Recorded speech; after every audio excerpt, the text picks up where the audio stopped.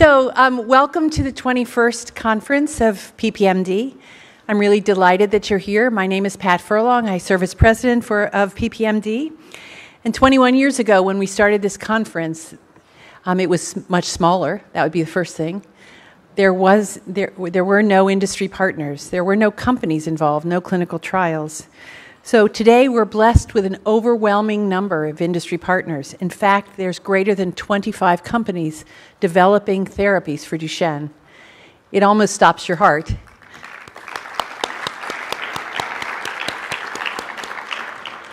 And all of those companies, and many of them, have been supporting this conference. So you only need to look at the back of that conference book to see those companies and their support of this meeting for you.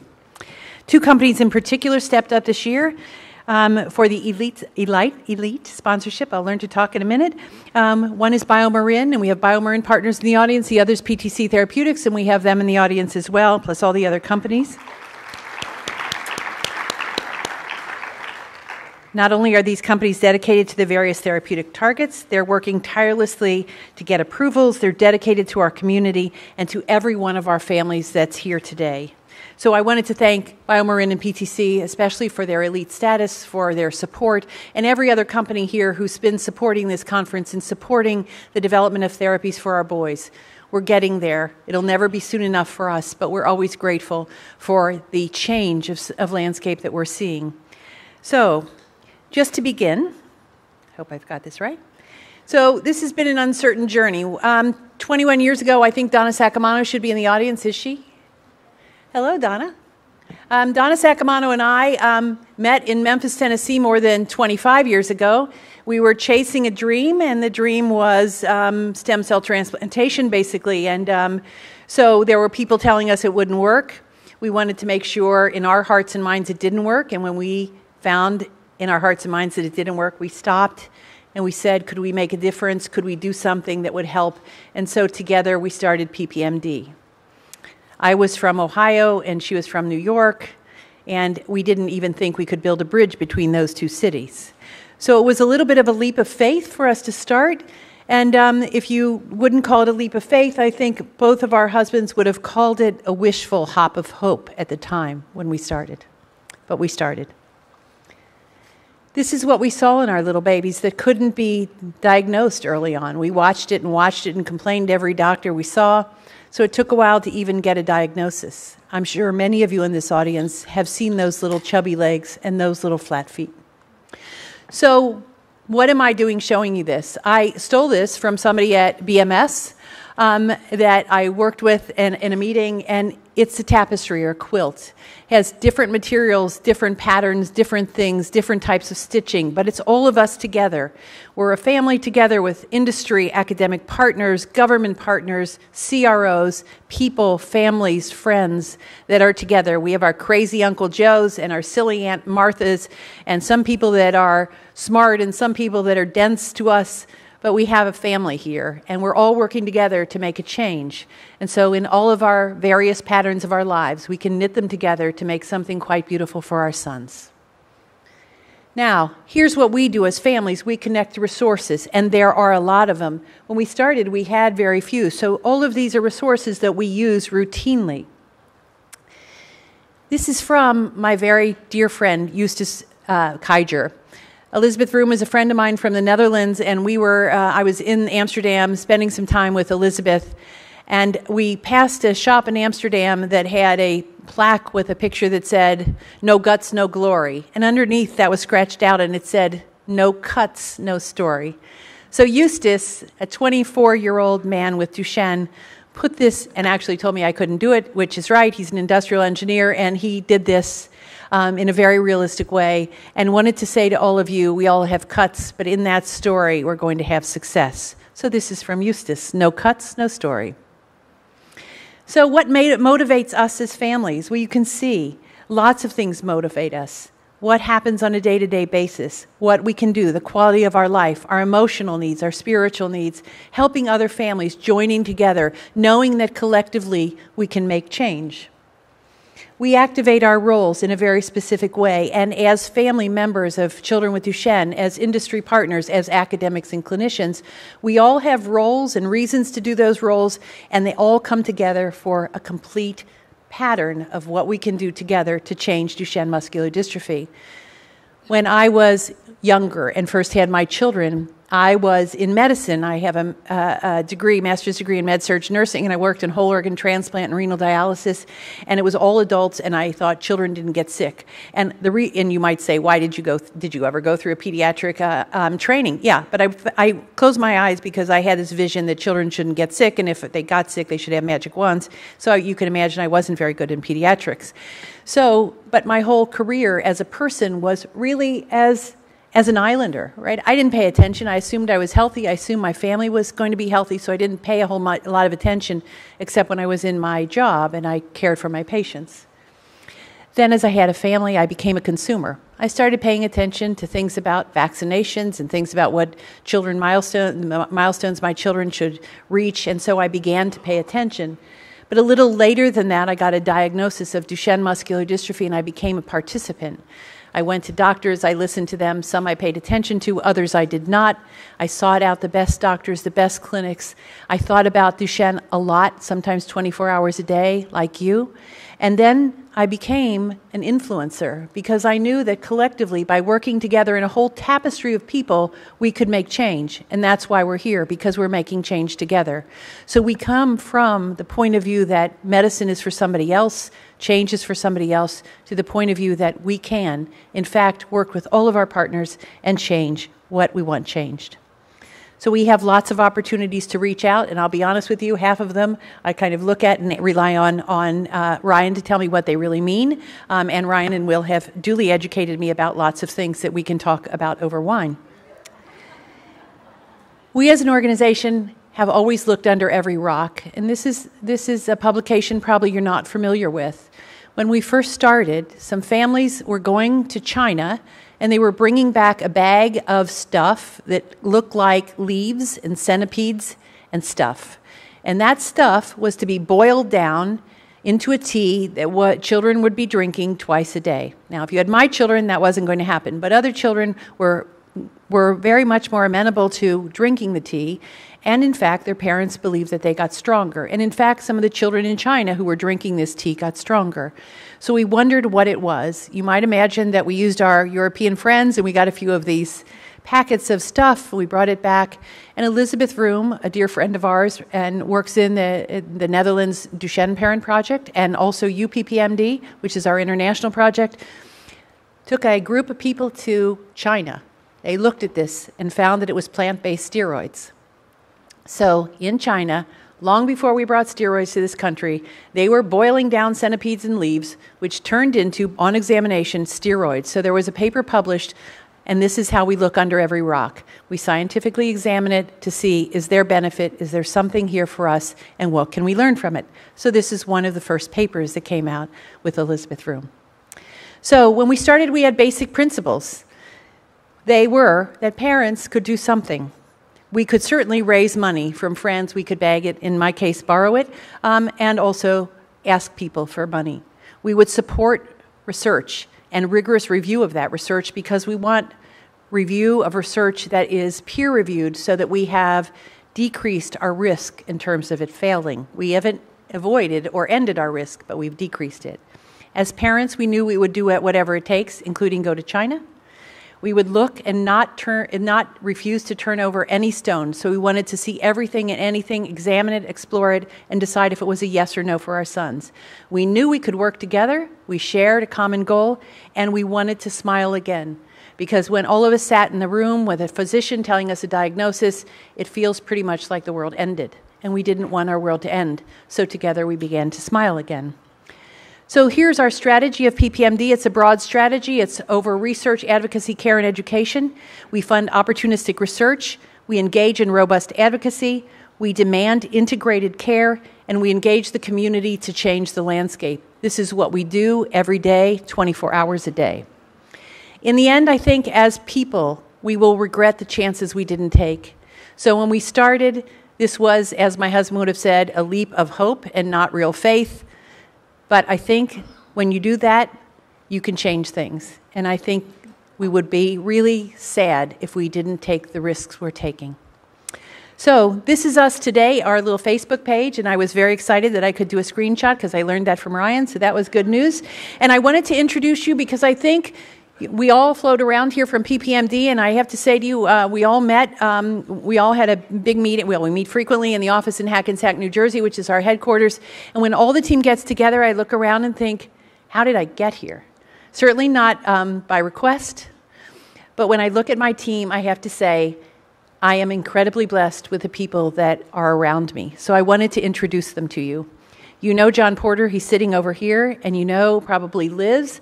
I'm not sure she's in the audience, but Liz works with John, and they review our research. They agree with the board about investments. They seek out opportunities. And you can see here, some of our clinical trials have been about mice. And so they are able and easily explain to us the difference between a mouse and a human, which sometimes we forget. So that's John's job, to remind us that we're not mice and we're not dogs and we're not the Duchenne Zoo, but we are people, and he's going to look to apply those therapies to the boys we care so much about. So this is Kimberlee, and this is what she looks like in the morning when she comes into the office. And if she doesn't have 3 cups of coffee, then no one can talk to her. And she's the one who knits this whole thing together. First of all, you can't talk to her one day before the conference. It's just suicide. But she is supportive, not encouraging. She takes every challenge. She networks it out in terms of what it needs to do to happen. So we get an idea. We say, this is where we want to go. And then could you just make the plan? And in fact, that's what she does, and quite successfully. This is Lori.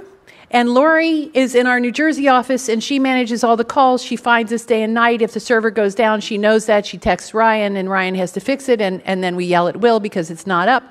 But it's kind of what she says. If you're not God or Luke Bryan, take your boots off and get to work. And this is Will. So Will had to learn about mice. He came from communications. He has an off-Broadway show. He's on your left there with his family, and Will is our communicator. He takes hard scientific language and puts it into things we can understand and we can send out. He is really wonderful at communicating. When we talk about or send him something, he says things like, no, you can't say that, and you have to be real, and it has to be in English, and knows where to put a semicolon. So that's something really good to know about Will. And this is Ryan and Annie, and they look at the maze, and they make this maze of Washington, D.C., make it look easy for all of us.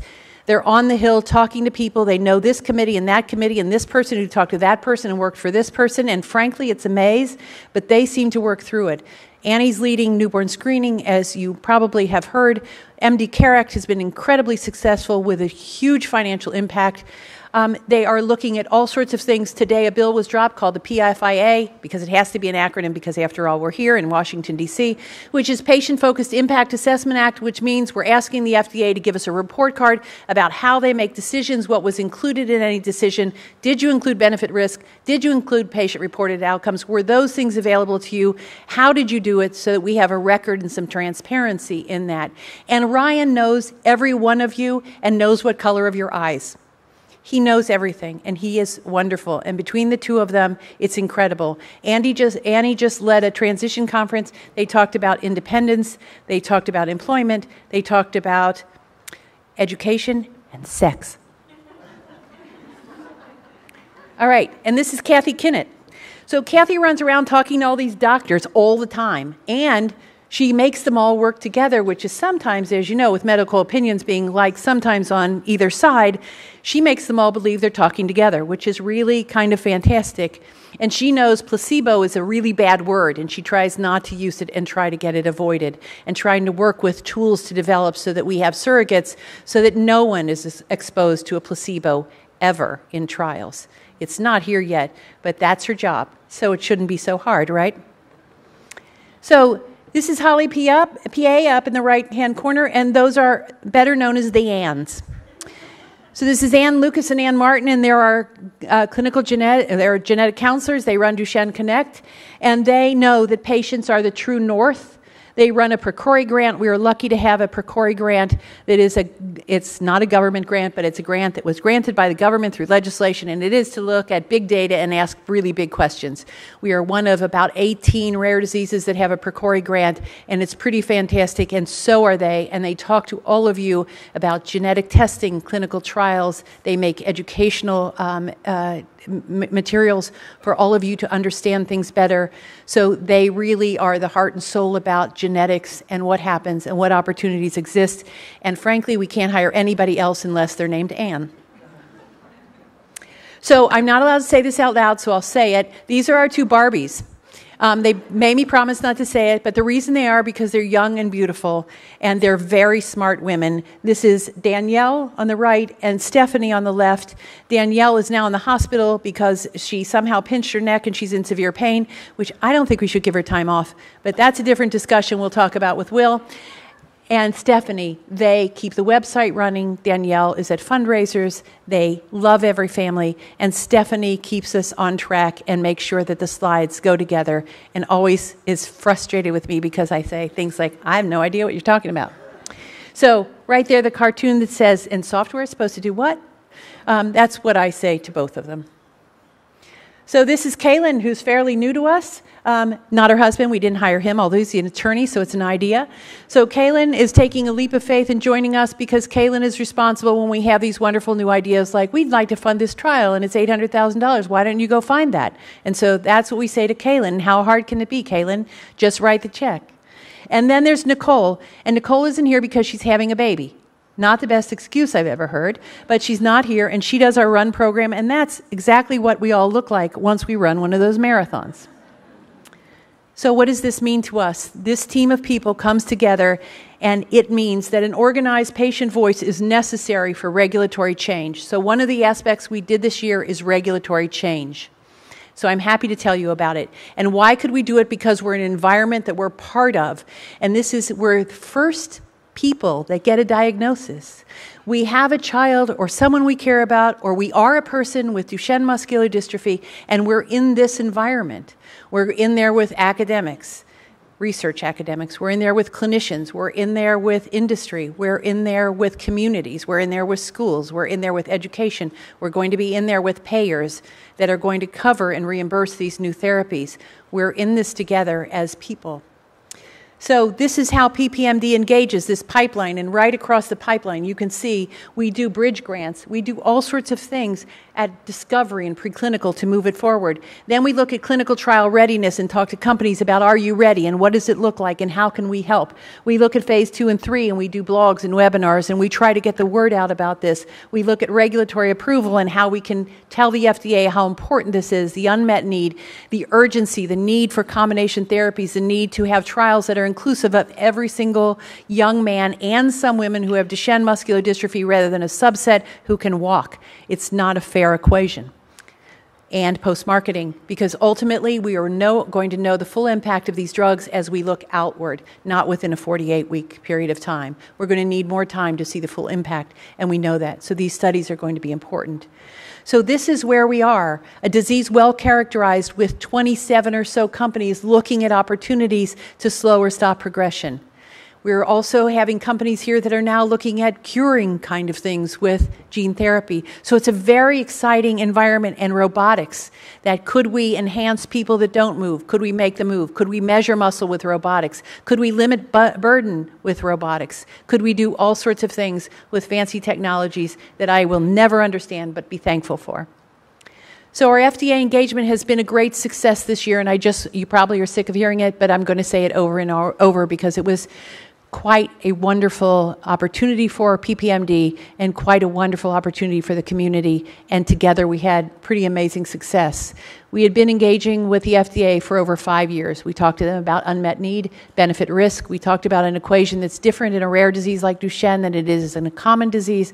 We became good partners with the FDA, and we were there because the EMA released guidance in 2013 and said, here's the guidance. The EMA is in Europe, you probably know, and they released the guidance, and we said, that was nice, except you didn't really include us in making this guidance.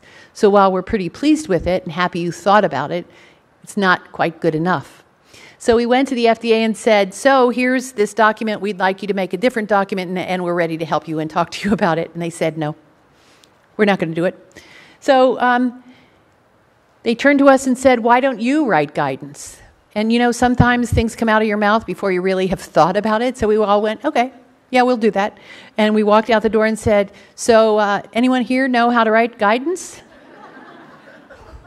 So we engaged our community, all of you. We engaged industry, academics, the patient community. We had some project leads. We also engaged with the HIV community, and together figured out a way forward to develop guidance. Because in 2013, you might remember we had some setbacks, some trials that failed, and some news that wasn't very good. So we knew it was the important time to do such a guidance. Whoops. So we did. And why would we do this? Because this was important to serve as a playbook for industry. But more than that, to set the stage for FDA to begin thinking about how important is this? Is the timing right? What could they do in return? How are they going to be good partners? So we went about writing this guidance. We collected all of you, more than about 150 or 60 people participated in the drafting of this guidance. So this is our guidance, this community's guidance. We all worked together in a very well-defined period of time. We started with a policy forum in December of 13. And in 14, we started January 1, and we completed the guidance and submitted on June 26th of last year. We submitted it to an open docket. The FDA received it, and they, as you might remember, they had it open for public comment until October 6th. That was the 30-day period. I won't ever forget. It was Patrick's birthday, my son. So October 6th is the good day. And then they held a meeting about dystrophin because it's complicated in February. And just the other day, we did nothing. Stephanie, help. So just the other day, while Stephanie's fixing this, I hope, the FDA released guidance on Duchenne muscular dystrophy. Is Stephanie back there? Oh, yeah, look at that. It wasn't you. It was supposed to be you, but it wasn't you. So we submitted it on June 26th, actually. In the guidance were imperatives, and this was where the voice came through about minimal exposure or no exposure to placebo, trials that are inclusive, approved drugs using the tools like accelerated approval and breakthrough designation, a wish that if you see safety after a period of time and a trend toward benefit, let's get those drugs to the people who need them. This was our voice. This was our plea. We talked about the burden of trials with the FDA, and this was our voice coming through to them. They responded. On June the 9th, they released guidance. So this, in a matter of 11 months, the FDA turned around.